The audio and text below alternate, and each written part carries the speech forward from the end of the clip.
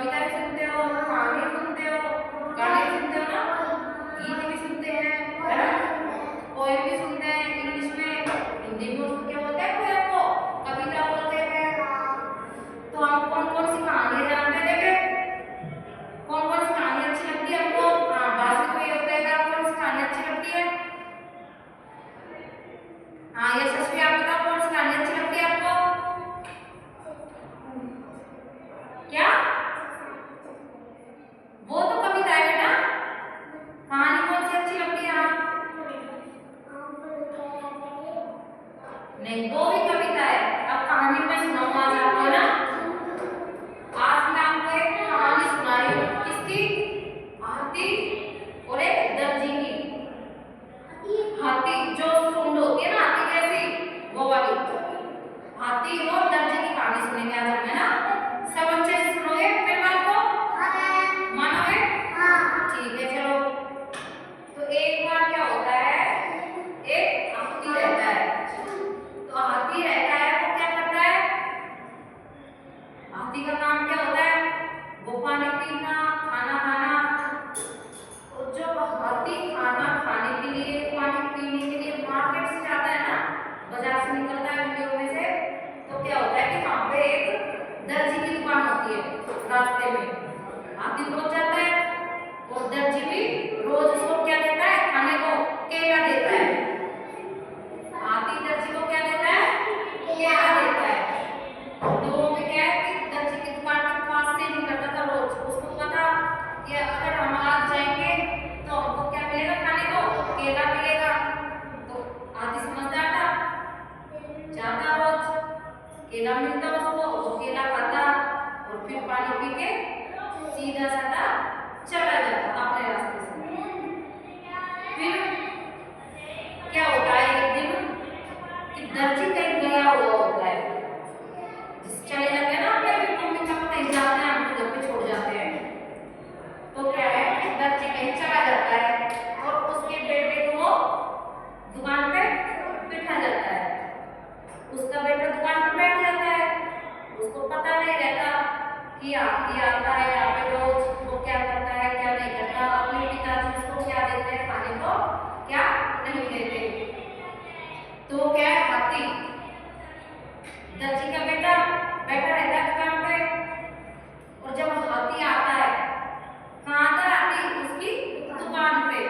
जब दुकान पे आता है हाथी, तो दर्जी का बेटा क्या करता है, एक सुई लेता है।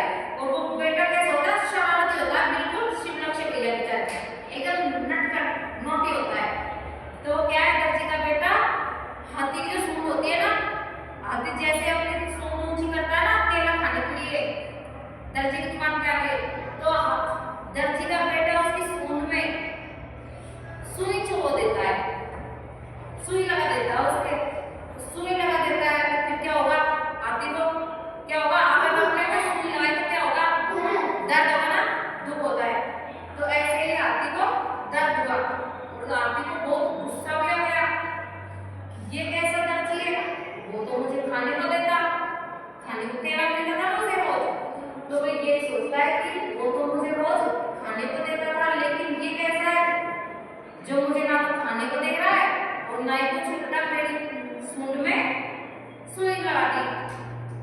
तो हाथी को बहुत तेज गुस्सा आता है, वो भी गुस्से में जाता है, चला जाता है दुकान से, पानी पीता है, पानी पी लेता है नदी के किनारे जाके। फिर वो भी क्या करता है, उसकी सूंड कितनी लंबी होती है ना, तो वो भी सूंड में कीचड़ भर लेता है, पानी तो पी लेता है अपने पेट में और कीचड़ को अपनी सूंड में भर लेता है। सूंड में भर के आता रहता है अपने मस्ती में, बस क्या मुझे तो अब क्या करना है, दर्जी की दुकान पे जाकर उसके कपड़े खराब कर दिए पूरे। तो चलता आता है, चलता आता है, चल रहा है, फिर आपके वो क्या करता है, दर्जी की दुकान आते ही वो सूंड में से कीचड़ निकालता है और कहाँ फेंक देता है, दर्जी के नए कपड़ों पर। कहाँ फेंकता है, कहाँ फेंकता है, दर्जी के नए कपड़ों पर। तो दर्जी के नए कपड़े फेंकता है। अब क्या हुआ, कपड़े सारे खराब हो गए, कीचड़ के कपड़े खराब होते हैं ना, और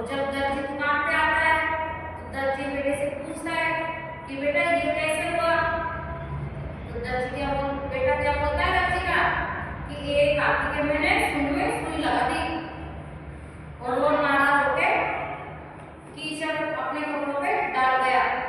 तो इस कहानी से हमें क्या शिक्षा मिलती है कि हम जैसा करेंगे हमको वैसा ही मिलेगा। हमें कभी भी किसी के साथ में गलत नहीं करना चाहिए, बिल्कुल भी गलत नहीं करना है। अगर हम किसी के साथ गलत करेंगे तो सामने वाला भी हमारे साथ गलत करेगा, हमारे साथ भी गलत होगा। तो इस कहानी से हमें क्या शिक्षा मिली, चलो बताओ, कि हमें किसी के साथ भी गलत नहीं करना है। अगर हम किसी के साथ बुरा करेंगे तो हमको भी बुरा ही मिलेगा। हाँ ठीक है, अभी सुनेंगे ना। अब कहानी समझ में आई आपके? आते हो? दर्जी की